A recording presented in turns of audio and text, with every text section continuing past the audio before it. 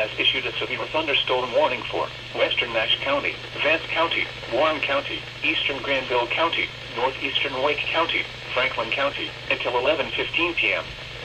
At 10:21 p.m., a line of severe thunderstorms stretched from near Carl Lake to Oxford to Raleigh, with individual thunderstorm cells moving northeast at 80 miles per hour. Hazard, 60 miles per hour wind gusts. Source, radar indicated. Impact, expect damage to roofs, siding, and trees.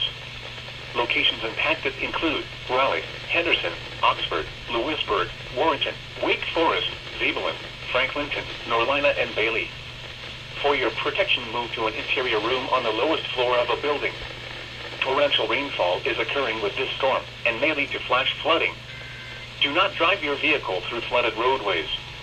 Repeating, a severe thunderstorm warning has been issued until 11:15 p.m. for the following counties in North Carolina: Franklin, Granville, Nash, Vance, Wake, and Warren.